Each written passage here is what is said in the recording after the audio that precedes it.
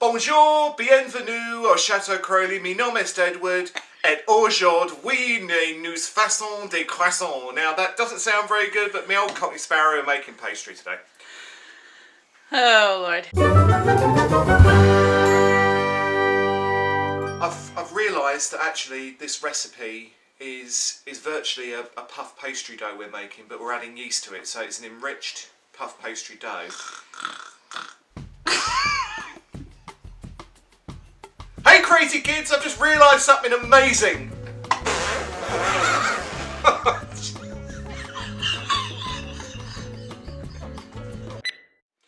As soon as I put this recipe up on Facebook and said we were going to be doing croissant this week, we've been inundatedly hit by people. I can tell you, we've got loads of likes, it's been fantastic. So I thought it's only fair to show you the recipe. Now there are two ways of making croissant. There is a recipe that I saw in a cookbook that takes days. You've got to take 8 hours in between each rolling to get all of your layers and make it all flaky. I've come up with a hack for you, which is going to cut this recipe down from 2 days to 2 hours. That's a big difference. This is a quicker version, still excellent results, but not quite as flaky as the ones you would take a long time over making your layers up on. So you can always have lovely flaky, buttery, mouth-watering pastries at any family event or any family gathering, or even just for Sunday breakfast. They're going to be really good.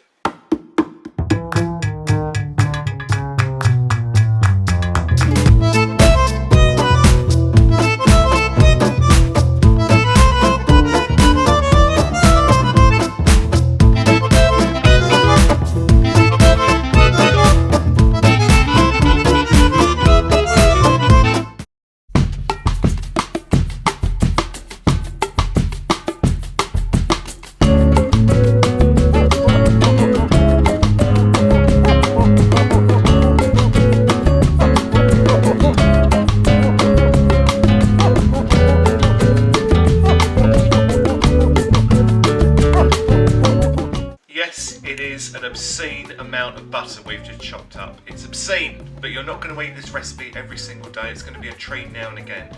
You want to work really quickly with this butter though. It must not get soft, so I'm going to pop this into the freezer just for 10 or 15 minutes so I can then add it to the other ingredients and make the dough. It must be super cold before you put that into your dough mixture.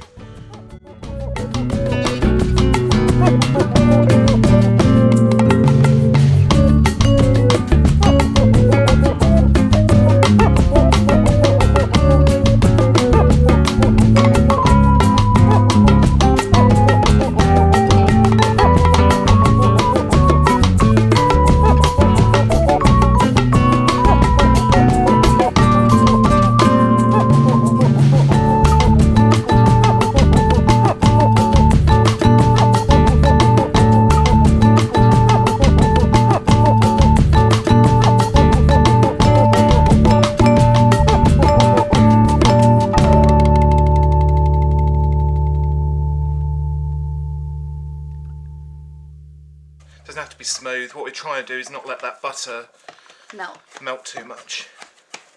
And it can melt if you touch it too much too, right? Yeah, so we want to try and work with it as quick as we can. Luckily we've got a good day for it. It's not boiling hot. Yeah. If you form it into a disc, it's easier to start rolling out when it's cold as well. And you want to see those chunks of butter? Yeah, we do. We're going to have loads of streaky bits of butter in this dough. Okay.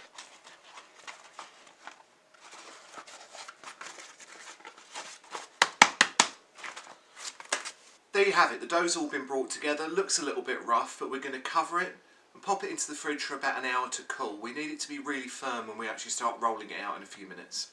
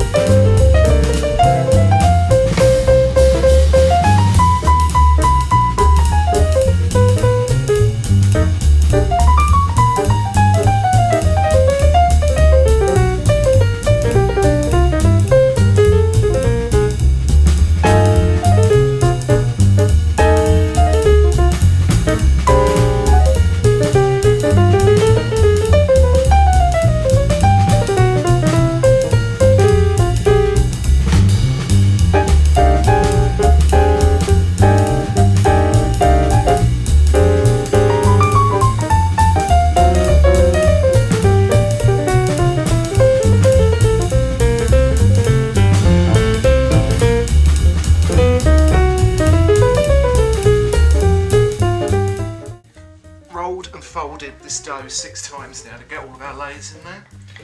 Sorry, out of breath. Out of breath again.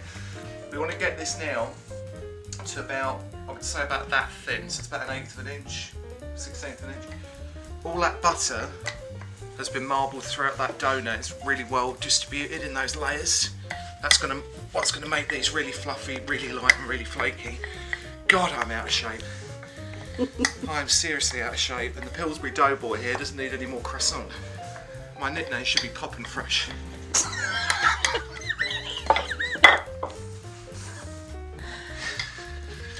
Yep, that's what they call me, Mr. Poppin' Fresh. Is that like the English doughboy? I thought Poppin' Fresh was American. Oh, maybe it is. Maybe it's like a Midwest thing. We're getting there. I had a bigger board. Okay, so that's about as thick as you want that dough. I think that's about right. I think that edge is a little bit too thick there though. So here's our flat dough. We want to work quite quick again because of it being really hot. We want to cut this dough now into very thin triangles. So you need basically a wide base and a pointy tip. Long thin triangles is what we're going for because we're going to roll them up. That's what we're going to do. I'm just going to square the edges off. It'll make sure that I can actually get proper triangles out of this. You can use this dough if you want. We've only got a few little scraps left, but try and square it off as much as we can without wasting too much of it.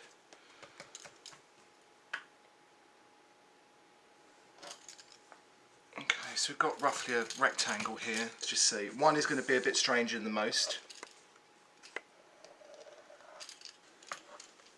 We're going to have a little bits of spare pastry. I suppose if you want to let the kids play with that, or you know, if you've got children lurking around somewhere.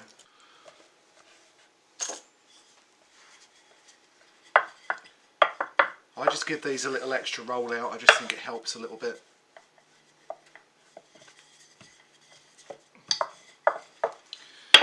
And what we need to do as well is sew this, basically so the croissant gets its shape properly. We're going to put a little like 1/2 inch cut just in the top of here, in the top of the triangle, and that'll help it fold underneath itself when we roll them up. So starting at this point,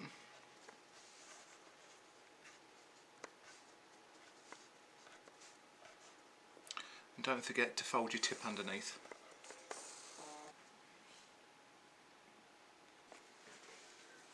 I think these ones are going to be good actually, Aaron.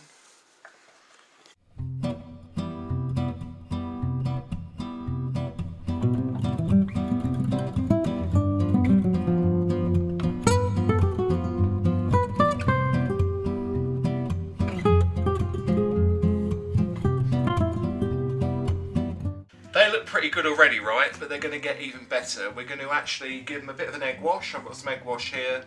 Then they're going to go into a preheated oven, 375 degrees for 15 to 20 minutes until they're really nice and golden on top. That's when they're perfect.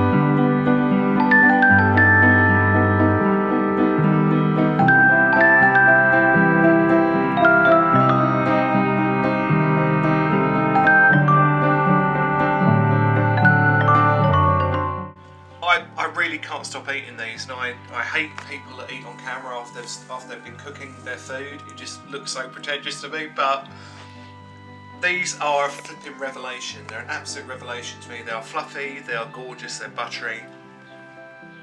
Really flipping bad for you. There you have it. 12 croissant made in under 3 hours. The original recipe calls for like a 36-hour period of proving, resting, leaving, folding, all of that type of stuff. You can do this. Guys, you can do this. The recipe is really simple. If I can do it, you can do it, and I'm not the greatest cook in the world. I just want to say a big thank you to everybody that's liked the picture of the croissants recently and have liked everything we've been doing over the past couple of months. It's a really tough time at the moment for everybody. I work in the restaurant trade. I've had my hours cut along with my colleagues for their hours cut as well. Everybody is hurting at the moment. We all want to get out there and do things, but together we can make this work. We all stay safe. It's been great cooking in our kitchen. We want to get outside and show you more of what we do. At the moment we're restricted, obviously that's what's happening, but I just wanted to thank you from the bottom of my heart for actually watching these videos, laughing along with us, and actually that's what this has all been about. Perhaps I've taught you a few things along the way, but we're going to keep going. And if you like what you see, why don't you go to our YouTube channel and subscribe, because there are plenty of videos on there for you to watch. They're straightforward and simple.